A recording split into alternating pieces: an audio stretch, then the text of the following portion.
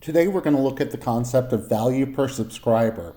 And if you do this calculation in coordination with value per subscriber between social media channels, email, search, it really gives you a better idea of what is performing better for you.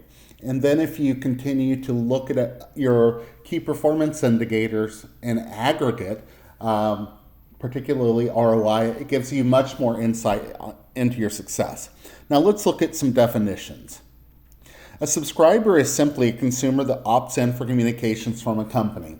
It could be through email, it could be Twitter, it could be Facebook. Any of those would be like subscribers.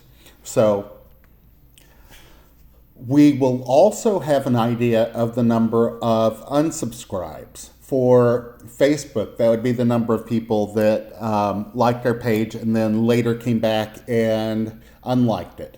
Or Twitter followers that unfollowed. Or people that signed up for an email subscription and then later unsubscribed.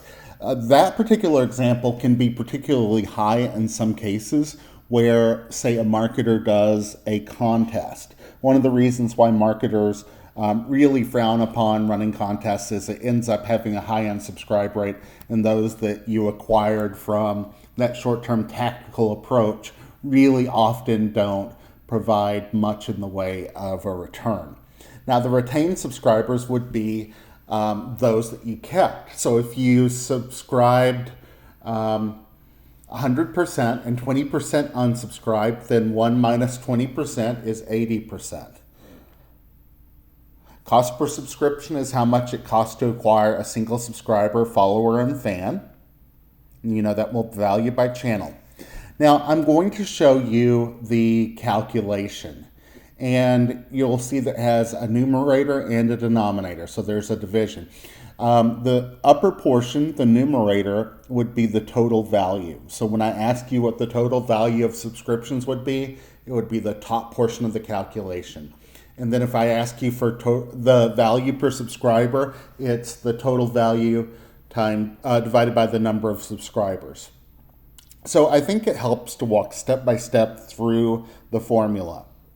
So subscribers would be the total number of people that subscribed in a period of time. So the total number of fans or followers gathered during a period of time or a promotion. The first part of the calculation takes that number times the average sale. Now, we want to understand how many subscriptions were actually retained. So then you would get the unsubscribe rate and then subtract that from 1. So then what you're doing is getting the number of subscribers times average sale, and then seeing what percentage were retained. And then you're subtracting out the total number of subscriptions times the cost. So you're taking out the total cost for any subscriptions you got. So on the left-hand side, remember it's the average sale. Right-hand side would be costs. And if you can kind of keep that rule of thumb in place, then you'll be in good shape. And then in the the denominator, the total number of subscriptions. So let's add some real numbers here.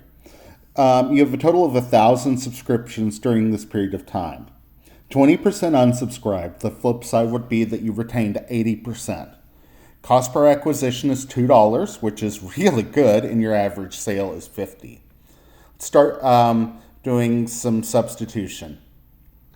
So, 50,000 would be the number of subscribers times the average sale times 0.8, which is 1 minus 0.2, or the number of subscriptions that you retained. So remember, it's cost and retention, revenue and retention on the left-hand side and cost on the right-hand side. So now let's take the total number of subscriptions, 1,000 times the cost per acquisition, or 2,000. So then we're going to subtract that out. So the 50,000 times 0.8 would have been 40,000 minus 2,000 for the costs divided by the total number of subscriptions. So that would come out to 38,000 divided by 1,000. So the total value of subscriptions is $38,000, and the value per subscriber would be $38. So just remember on the left-hand side of the upper portion, which is the calculation of total value of subscriptions, you've got the revenue times the number of subscribers reduced by the number of people that you retain, subtract out the total number of subscribers times your cost per subscription, and then to get the value per subscriber, divide that total value by the number of subscriptions. So, if we think about that in a social media context, what that means is that these subscribers, followers, Facebook fans, are the equivalent of subscribers. You'd need to be able to understand attribution and have more context into the value of those fans. But what this does is it says each fan or subscriber to the bottom line would be $38. Now, when you see this on a quiz, you're going to have a line for Twitter, and each of the numbers will be different. Facebook, here's how many subscribers you got. Here's how much it costs to subscribe, or the cost per subscription. Here's the average dollar revenue for the Facebook channel. And you'll need to calculate those. And if you start really looking at that all together, it gives us a more nuanced insight and return on investment. And beyond that, it will also tell us if we look at the value per subscriber for each of the methods or the channels in which we're driving subscribers or soliciting subscribers, we can see where we would want to spend more time. So remember, if we're reporting key performance indicators and we're trying to float those numbers upward, justify more money for investment in paid social media or money in investment for more manpower, then having greater insight into, okay, here's what's working, here's the value per subscriber, and here's the ROI, and here are the assumptions that go into ROI. If that's a much more nuanced and informed number, then it's much easier to sell your case. So I will provide another example that provides